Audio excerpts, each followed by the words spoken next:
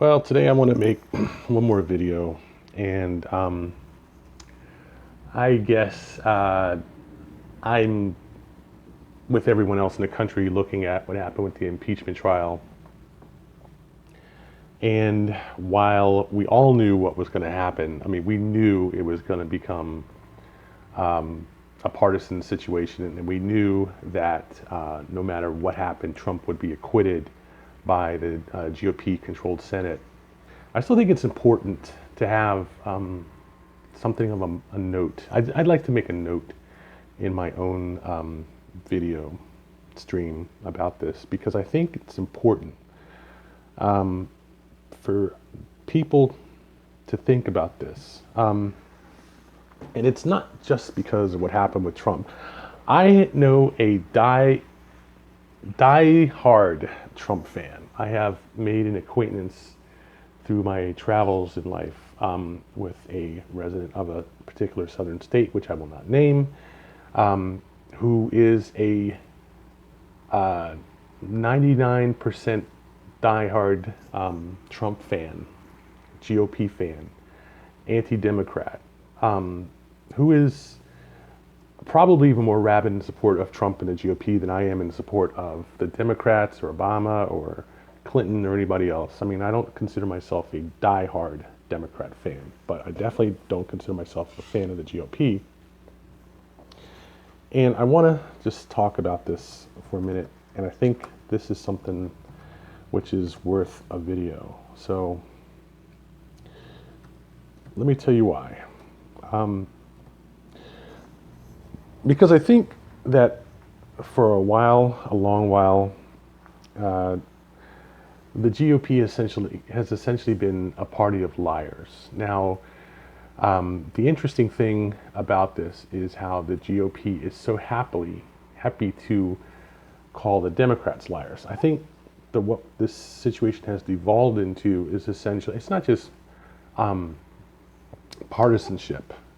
I think it's the simple case of one party living in a fantasy world and the other party having to deal with these people living in a fantasy world which have had control of the government for quite some time. And it dovetails into this discussion that I had with a friend of mine, with this guy, recently, which got to be very, very heated and illustrated quite fundamentally the problem. And we started talking about socialism. We weren't just talking about, first we started talking about the debt and the deficit, and then we were talking about Trump and the GOP versus the Dems, and then we got into this discussion about socialism. And I just want to start off by telling you what this guy sent to me in text messages, okay? Let me just see if we can go back. And I am going to go back, and I'm just going to read his text straight out, okay? It might take a little while, let's see. Go back, I have to go back to quite a while here. Where did we get into this whole issue? Okay, so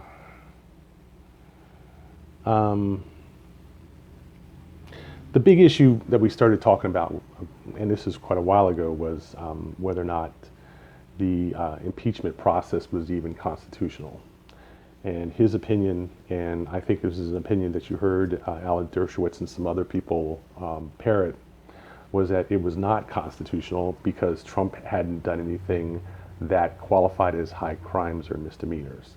And we argued about that for some time, and basically I said, well, you know, the question is what exactly is a high crime or a misdemeanor, or anything that justifies impeachment or removal from office. And he had his opinion, I had mine, and I basically said, you know, look, ultimately the problem is that it's Congress's right to decide what's a high crime or a misdemeanor and whether or not to impeach the president. It's not up to the individual to sit back and say, well, it's not constitutional, because it's just not our decision to make. This is the government deciding what the government can and could do, and the people, the branch of government in charge of this decision is Congress. Now, if he could have basically gone to, I don't know, the Supreme Court and made a case and said that the issue was, he was not being constitutionally accused. But I don't think the Supreme Court really had any much to say about that. And that's half the problem here. So we kind of left it alone at that. And like I said again, we knew it was going to happen. We knew that ultimately the GOP would acquit him. But I think this makes a huge statement about why this country is not capitalist. And I think this is the issue that ultimately people don't want to face in the GOP. That it is not a capitalist country, it is a socialist country. And why that is because of partisanship, in my opinion. I think the reason is because the worker in the United States or any capitalist environment is not free to choose what work he will do or what salary he will take for that work. I think everyone in this country knows very well the difference between having freedom of choice because you have multiple offers on the table and multiple jobs that you could get and things like that, and also having the financial resources to move to work in different environments. Okay, and having a job, having your job be entirely at the whim of your employer, not having the financial resources to move around, not having a number of different offers, and feeling like you are literally working at the behest and total domination of your employer, no matter what your job is or where you work. Whether you work for the federal government or you work for the private sector, whether you're in the military, especially if you're in the military, and whether you're a civilian. I think we all know the difference between having freedom of choice and freedom to negotiate, and having essentially your profession or your work environment dictated to you by the situation that you work in.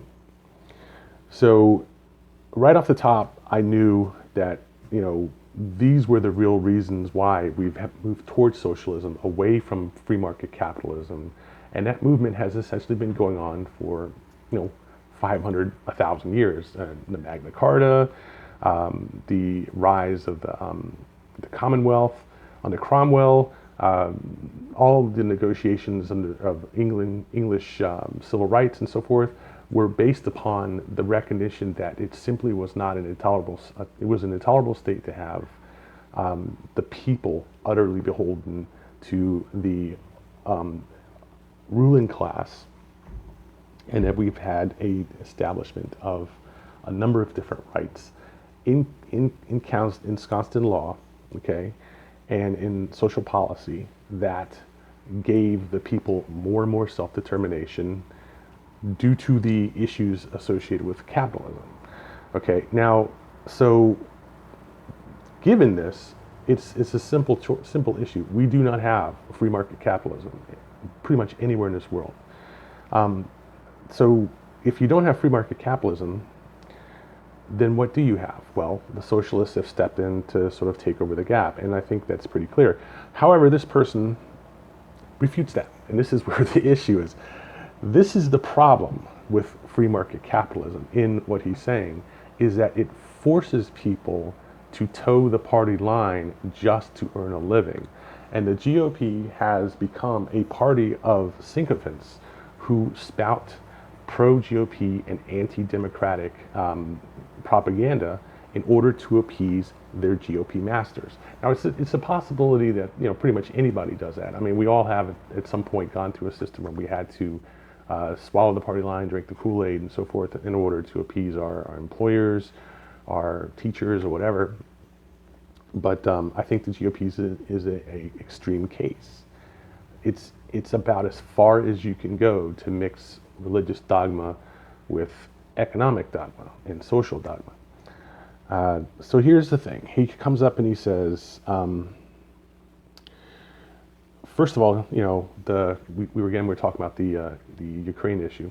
He says the call was perfectly legitimate, and that is the crux of the impeachment issue, was that it was an abuse of power for the president to hold up financial aid to the Ukraine that was earmarked to the Ukraine by Congress and made illegal for anyone in the government to block it, okay, to then call up and say, I'm the president, I want this money held up, and I'm going to use it and he admitted to John Bolton, and now the question is, are you going to say John Bolton is lying about it?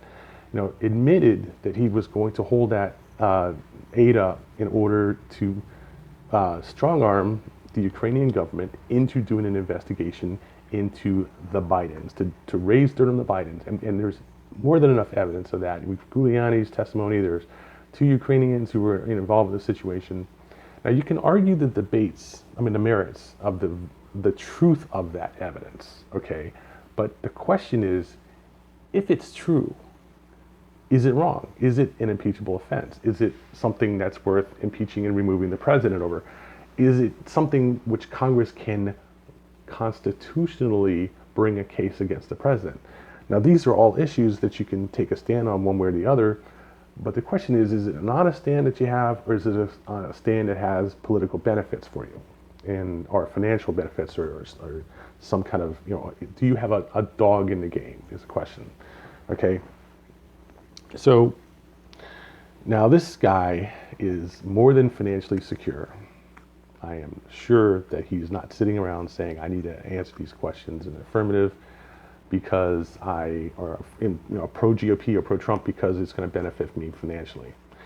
No, he's not financially influenced by this, I don't believe. But I do believe he's been programmed by the environment in which he was raised in to believe this. So he starts off by saying, okay, the call was perfectly legitimate. And again, that's the issue. Okay, so we talk about, my response to him, and I'm going to say this once, my response was that Congress can only pass the budget and pass laws. It is up to the executive power to interpret, administer, and enforce the laws. Okay, so the problem becomes that Trump broke a law written by Congress to keep anyone in government from blocking that financial aid to the Ukraine. Now, why he did it, okay, is important. And the issue is that he clearly did not do it for national security reasons. He did it for political reasons. Now,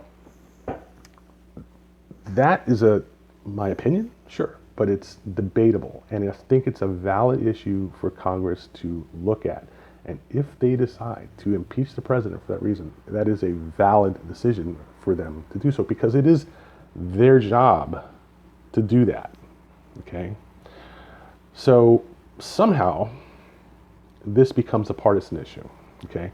His response was, I'm not interested in partisan politics, just an honest assessment. And the Democrats are. I'll advise to continue with partisanship. Okay, or say ill-advised to continue with partisanship, okay? So he's jumped the gap from it being Congress to being partisan simply because the Democrats are involved, okay? Which I think is this ninja stuff where any attack on the GOP becomes an attack on the Democrats. If the slightest thing that the Democrats say about the GOP becomes this whirlwind of counter accusations and counter condemnation by the GOP. So just because the democratically controlled House brought these impeachment charges, it's partisan, right? That's the statement. So, okay, so now if partisanship is on the table, then it becomes clear that the actions of both houses, the GOP-controlled Senate and the Democrat-controlled House, are driven by partisan politics. If you're going to assume that partisanship is the main issue, then assume it on both sides. Don't just assume that just the Democrats are partisan, okay? You have to understand that there's a very strong possibility that the GOP also is partisan. But he doesn't seem to actually want to make that realization. He's doing everything he can to fight it. So he says, just honest assessments. I'm only interested in honest assessments. But the question is, what is honesty? What are the facts? And if partisanship is in control of the situation, then partisanship is driving your assessment of what is an honest, true fact. This is the delusion, the wraparound delusion that is in play here. And the reason I'm saying this is because I want to show how this works. Okay, so the first thing he says, I'm not interested in partisan politics. Okay, just honest assessments. If the Democrats are ill-advised to continue with partisanship, okay, so how can he show any interest in this if the whole thing is partisan. Okay? The electorate isn't buying it. Democrats are going to get punished for ignoring the truth that's obvious to the electorate. Socialist policies are proven failure, and capitalism has proven its virtues. Attempts to lie about the obvious won't gain a DNC power. But the problem is that in and of itself is a lie about the obvious. It's obviously a partisan situation, and it's obvious that the United States is not purely capitalist. I mean, it's obvious. And the whole thing is we then spent literally 2 hours arguing about that one point. That one point, whether or not the United States was a capitalist or socialist economy and government system. If you can't understand by reviewing the last 100, 150 years of United States history that the United States is a socialist economy and a socialist government, how could you ever say that you're actually only interested in honest assessments? It just doesn't make any sense. And I'll go on, okay, so the main issue is that Democrats are going to take a big hit in the polls or elections, but there are others such as the phony impeachment attempts, very dumb politics. Now, the impeachment attempts were anything but phony. We just saw this play out, and we it's not phony, okay? They may not like it, but that doesn't mean it's phony. Ignoring the rule of law and the Constitution. Now, again, we're following the Constitution and the rule of law, not ignoring it. But socialism is their fundamental flaw. The rest of the mistakes stem from their derangement. Who is deranged in this situation? The GOP that thinks that socialism is evil and the Democrats are evil for pushing it, or the Democrats for simply acknowledging the truth of this country and the truth of pretty much the entire world economy? You can argue about that all you want. I mean, seriously, argue about it all you want. That is the issue. What is the United States economy? What is the United States government? Is it socialist or capitalist? Okay, so it becomes a question of what you believe socialism is, what you believe capitalism is, and so forth. But there's very clear historical evidence about the United States history, and you simply have to decide what part of it is socialist and what part of it is capitalist. So what does he do? Okay. The GOP moves towards socialism and the DNC moves, the GOP moves towards capitalism and the DNC moves towards socialism. Electoral decides which direction wins. And they now see how obvious capitalism is the preferred system. The derangement just makes it worse with all the gaslighting. So, okay. Which direction wins, or what has won? Okay. There is this fundamental issue here about saying the electorate decide which direction wins, despite the long history of socialism having already won and moving away from capitalism. Just more like fantasy fluff floating around in his head. And I said to him in response, we have a socialist system. The question is what degree of socialism. It is certainly not pure capitalism and never will be. Okay, so in the end, I said nobody wants pure capitalism in this day and age. Many do, I do, to the greatest extent possible. And I was like, why is it that you say that despite having all the history and long success of this country as a socialist system? Revert to pure capitalist dogma. There is nothing virtuous or morally superior about taking the wealth earned by the work of one to another who took no part in the production of that wealth. To the contrary, it is morally reprehensible and weak and greedy to expect the wealth of another to be given to you without the expenditure of effort. It is greed and sloth. Now, again, classic capitalist dogma.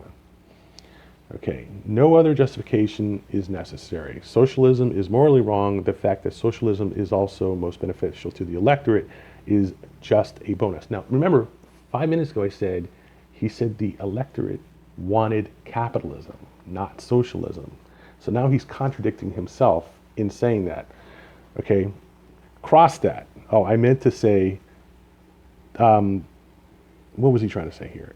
Socialism is morally wrong, but I don't know what the hell he's trying to say here. X that star, socialism, capitalism, whatever, okay. the fact that, he tried to change his Freudian slip to the fact that capitalism is also most benefit to the electoral, the fact that capitalism is most beneficial to the electorate is also a bonus. So he immediately tried to correct what he had just said in the classic Freudian slip of, no, it's not socialism that's most benefit to the electorate, it's capitalism that's most beneficial to the electorate. Now, again, aside from the Freudian slip, is that even true? How is it possible that the country could have swung so far to the left from pure capitalism, okay, that it now sees the obvious that capitalism is most beneficial to the electorate than socialism? How is that possible? It's not possible, okay? It's not possible that they suddenly see that. When you have a country where 1% of the country has 99% of the wealth, there is no indication that pure capitalism is most beneficial to the electorate over socialism. Far from that. Far to the contrary is there an indication of that. There simply is no indication of that. Most people, as a matter of fact, I think the GOP has gone through a whole hand-wringing thing about this recently in saying that the Democrats only support the poor because then they can tax the rich and take their money and distribute it to the poor in exchange for votes. Okay, well, who said that only the Democrats can do that?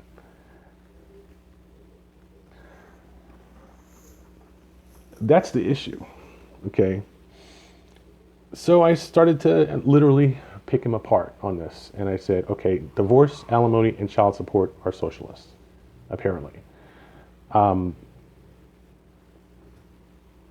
they are, clearly. When a husband and a wife marry, they have different levels of income, and when they divorce, and assuming that equitable divorce and everything, is equally divided, the property of the marriage is equally divided, and the person who earns the most, who has the most solid and substantial income after the divorce, must pay alimony to the other person so that they maintain the standard of living they had during the marriage.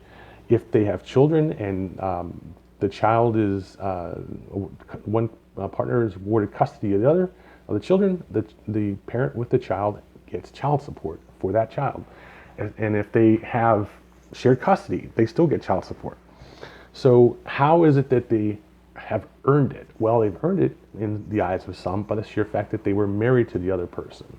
They've earned it in the eyes of some by the sheer fact that they lived with the other person while that other person progressed economically and in their career. So they deserve half of what the marital assets are at the time of divorce.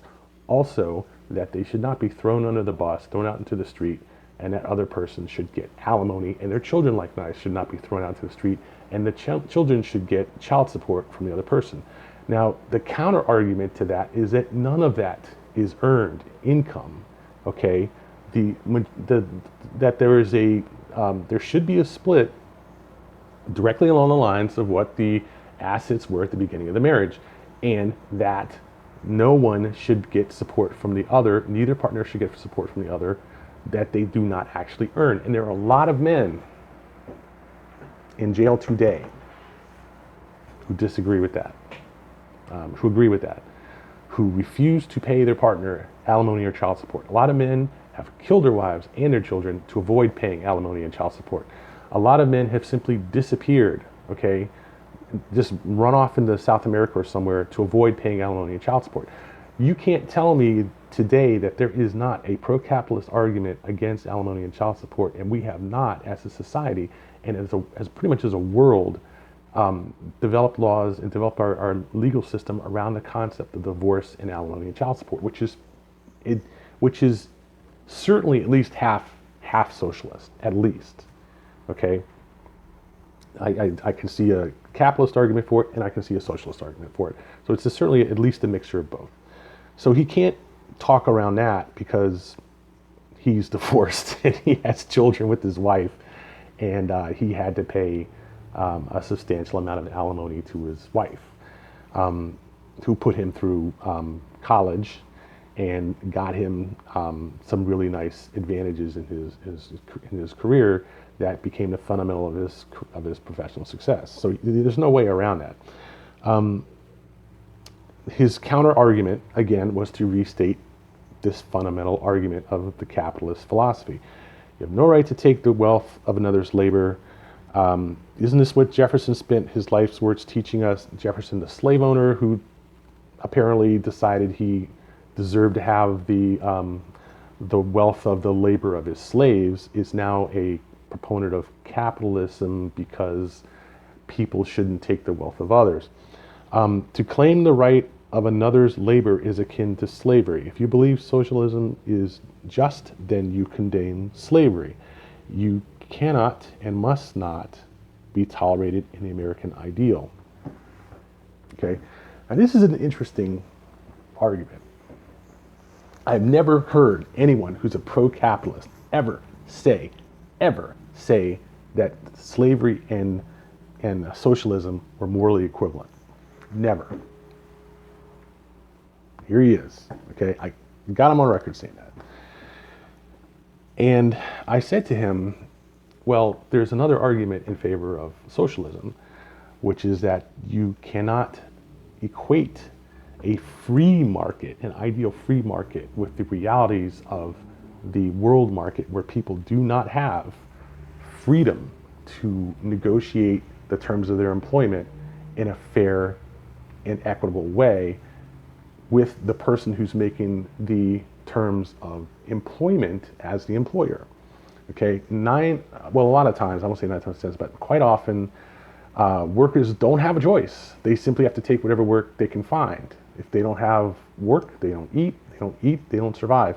And we see this all the time with the exploitation of the poor, and also vertical integration and monopolies that exploit the leverage of the employer in order to force the working class to take conditions for employment and wages and compensation that are far below what they would take otherwise. Okay, that is part of business practice, is to fuck over your fucking employees as much as you can get away with it and make as much of a profit as you can.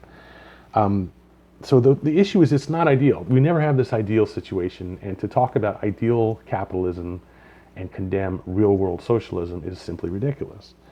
So I said that's why we have socialist labor and hiring laws and regulations, which often are distorted by self-serving capitalists. A great example of which is the slaves and slave buyers, which still exist today because the market for slaves is just as good now as it was before, even when it was completely legal and supported by a number of large and powerful governments. It is almost universally illegal today, yet still happens because of the market for the value of slaves for those who control the slaves. To say that socialism, which does everything it can to empower the worker, and slavery are the same or morally equal is simply ridiculous. You're just complaining because you have to pay some of your income back to the system in order to participate in the system, which we all have to do. We all have to pay taxes.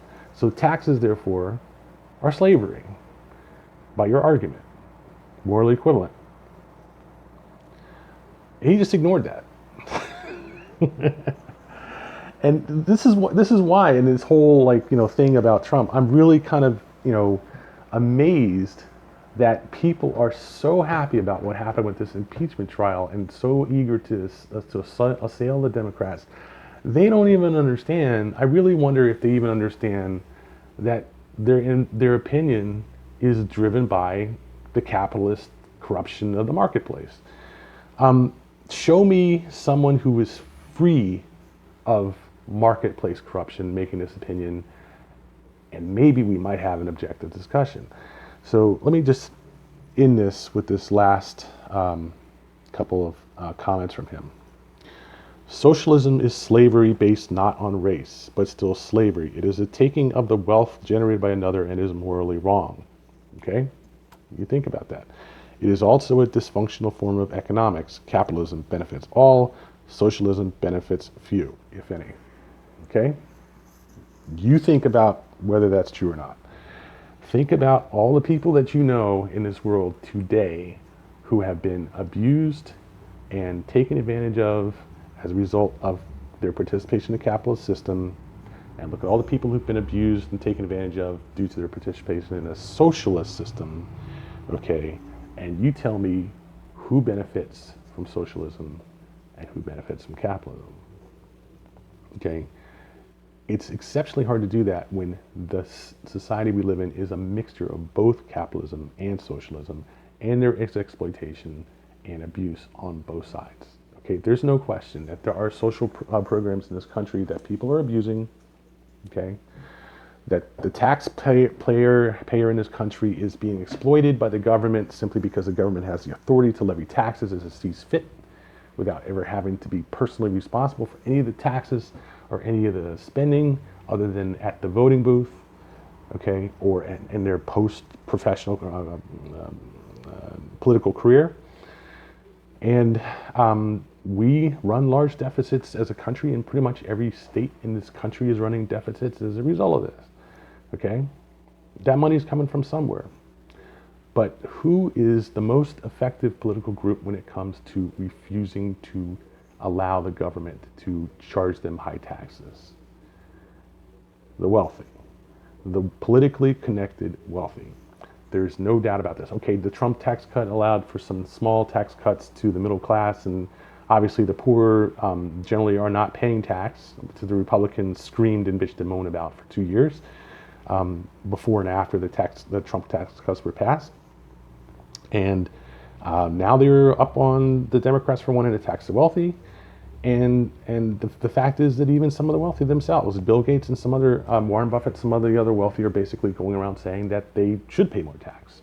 The estate tax should not have been lowered, that the tax rate on the wealthy should not have been lowered under the Trump tax cuts, that the country could be doing even better if they paid more tax. They certainly would be doing better. We certainly would be doing better if we didn't have such high interest on the deficit that we have now as a result of tax cuts and an increase in government spending under Trump. That's my opinion. Now, the problem is that what Trump is doing is running around, and I'll get to this in my next video, running around saying that he's only seen good things happen from that and taking credit for everything good that's happened. Now, you want to talk about taking credit for someone else's work. If it is a crime to take the wealth of someone else's labor, then certainly it is a crime to take political credit for it. Okay? I don't care whether the unemployment rate has gone from 25% to 5%, or whether people have doubled their wealth or whatever. Who did that? The president or the people who actually worked and earned the money? People who went out and got jobs, people who actually worked and earned the money. How do you take credit for a 103-year-old African-American Tuskegee Airman when you're a 75-year-old white guy who spent most of your life in Queens? How do you take credit for this? What has Trump done for him? Seriously, nothing. How do you take credit for a guy who's done 4 tours? The problem that I see with this whole State of the Union address is not necessarily what Trump has claimed for himself that may or not be true, but that he's claiming credit for the accomplishments of other people, the lifetime accomplishments of other people, in his 3 fucking years as a politician. And anyway, if I can agree with him on this one thing, that taking credit for the work of others is a moral crime. The problem is when you see it happening by the people that you think are really great leaders in this country, but you don't even fucking call them on it. But you want to somehow blame the Democrats for everything they say about this as if their honest opinion is completely false, when it's true. It's not false. It is true. You just don't like it because they're condemning your leader, and that's the problem. It's the whole problem here is when people begin to start to twist the truth around in their own heads simply because they're happy with the outcome of the situation. It doesn't make it right, doesn't make it wrong. It just makes them happy with it. All right, so anyway, so socialism is slavery based on, not on race, but still slavery. In the taking of the wealth generated by another and morally wrong, it is also a dysfunctional form of economics. Okay, so again, therefore we can't pay taxes, okay, because capitalism is, our paying taxes is the taking of the wealth generated by others, okay? So any system in which taxes are paid to the government is therefore morally wrong and a dysfunctional form of economics. Okay? Which I guess is what explains our national deficit going to $260 trillion, or $26 trillion, okay, under Trump. Wrong is wrong. Your attempts to justify it don't change that basic fact. I'm sure the plantation owners justified it too, like Jefferson, okay, who he referred to in his earlier comments. The slaves have no right to the wealth of the plantation because the land belongs to the landowner and food from the land keeps the slaves alive. So the simple fact that the slaves work on the land owned by somebody else doesn't make the taking of their labor a crime, despite the fact that they were taken from their lands, brought here against their will, and forced to work on those lands against their will. That's still legitimate, according to him, still legitimate profit for the landowner. So in that case, what's wrong with slavery? Honestly, where is the problem with slavery, if you believe that? I have to hint it on this because we already hit 20 minutes and this is just ridiculous. Anyway, so my problem with this whole thing about Trump is that Trump is exceptionally good at taking credit for the work of other people while at the same time condemning the other people that he's taken the work from. So today, now, Trump has had this State of the Union speech where he's essentially paraded these people in front of him just like he used to parade the flag and wrap himself in the flag and take credit for all the great things in the country, while at the same time he's talking bad about the country and saying how nobody respects us and everybody's taking advantage of us and our trade deals and all this kind of stuff. The problem is he can't be consistent. He can't condemn people on one hand and then take credit for their work on the other hand. It just doesn't make sense. And the thing is, if he wants to talk about Obama and all this kind of stuff and how everything is the problem of Obama or the Democrats or Hillary Clinton, it's like, okay, so you had, 3.5 years to investigate Hillary Clinton and never did, to put her in jail and never did. You had 3.5 years to replace Obamacare and have not done it. And I'm sure you're going to still blame it on John McCain, but it's been 3.5 years now. It's a little bit old for that. You've had all this time to talk about building the wall, and what have you got? 100 or 200 miles of wall up by now, and you've only funded that by the sheer fact that you stole the money from U.S. servicemen. That money was earmarked for home spending for U.S. servicemen, and you took it and spent it south of the border on this pet project. I don't understand how people just they don't even mind eating this guy's shit, which is the whole issue. I have yet to see him actually do anything personally other than talk shit. It's everyone around him who's doing the work, and sure, his administration might do some good things and might do some bad things, but basically what have they done that's really any better than what happened before? Nothing. Okay, and he's reversing policies which were successful.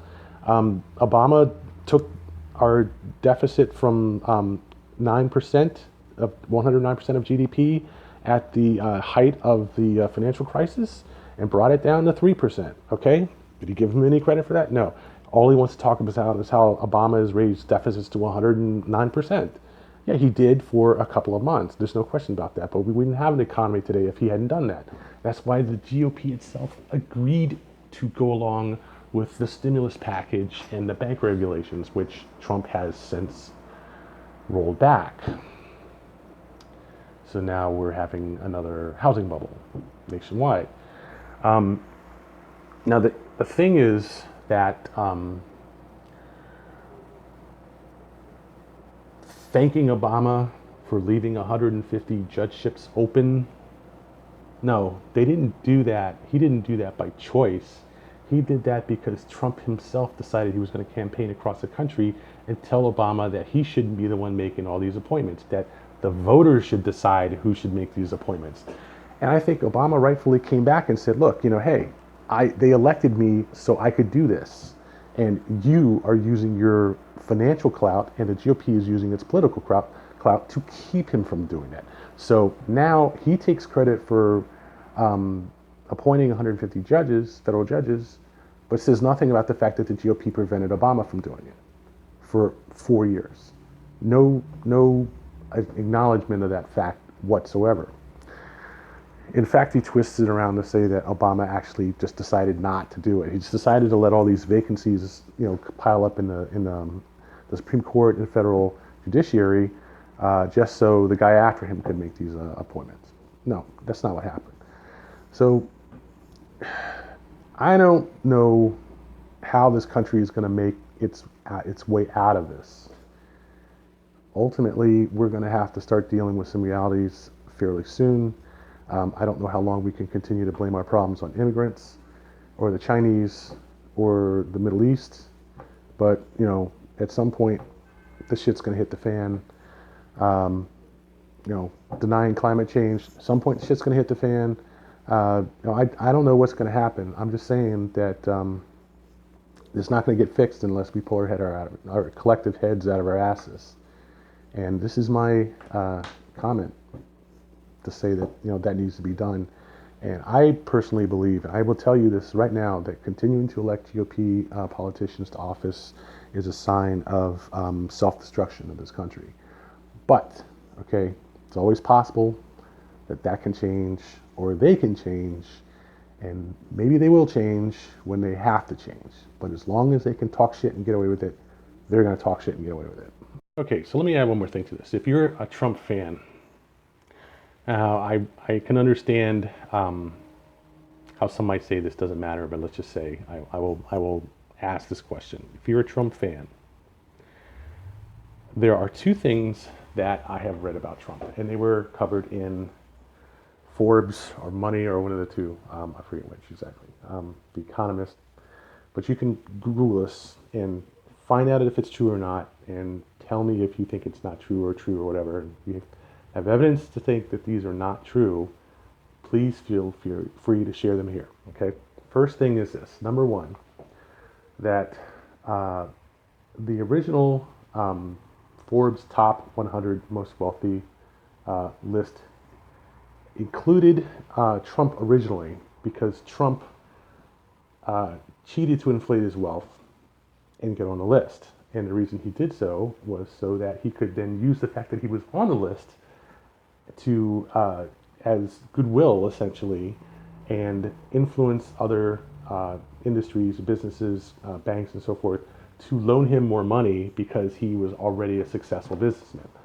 The fact is that I understand, and this has been, I read it in what I call at the time a reputable magazine, that he was not actually a millionaire or a billionaire or whatever the list was about, that he combined his father's wealth and his wealth at the time to meet the qualifications for that list. And then these were not checked thoroughly by the magazine before they included him on the list. Now, that may be an urban legend, it may be true, I don't know, but again, someone do some research and find out whether that's true or not.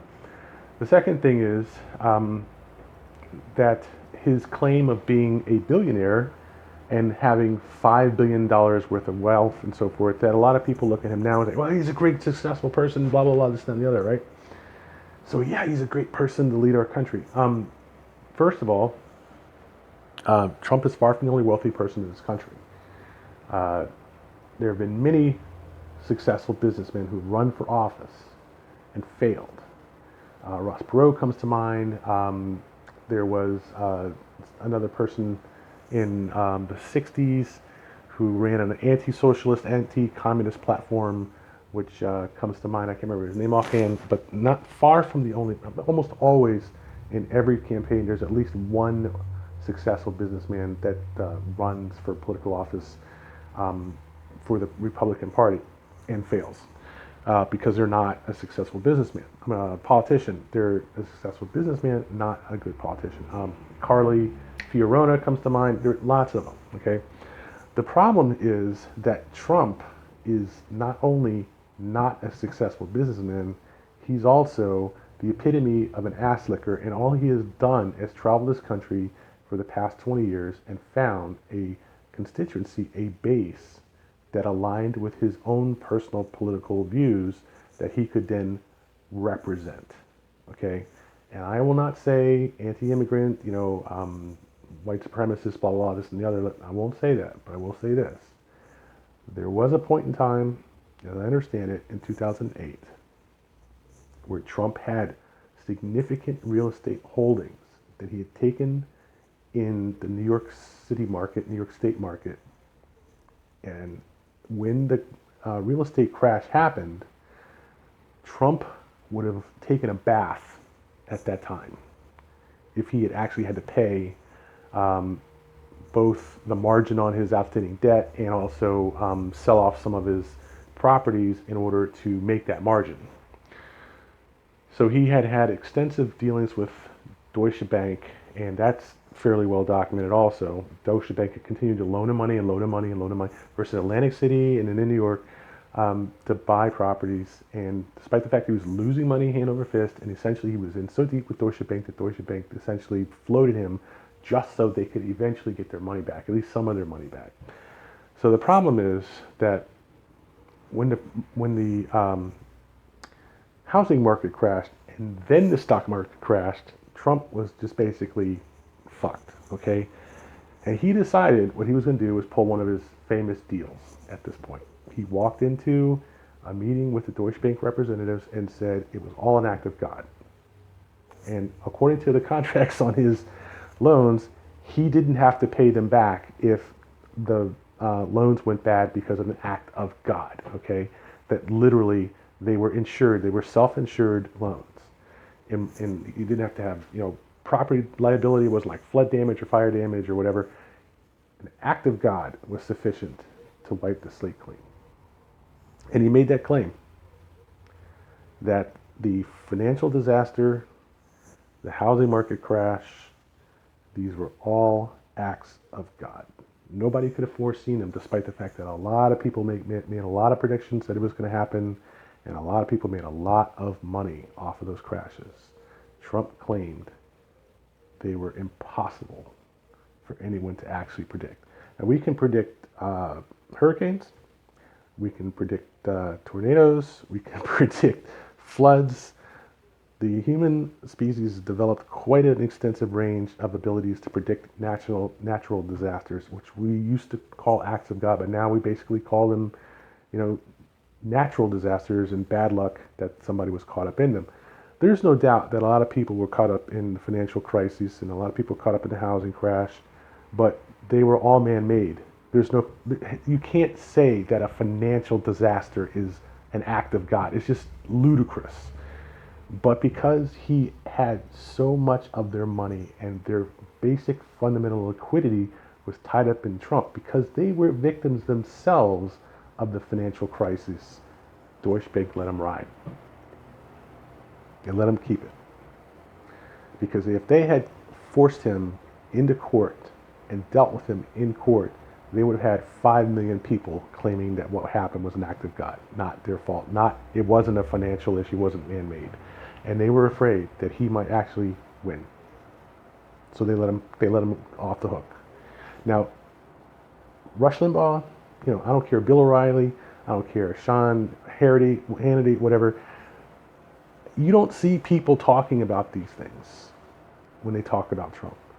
All you see is them talking about how successful he's been and how successful his policies are for the American people, how great his economy is now. You don't see any of that. That stuff never comes out.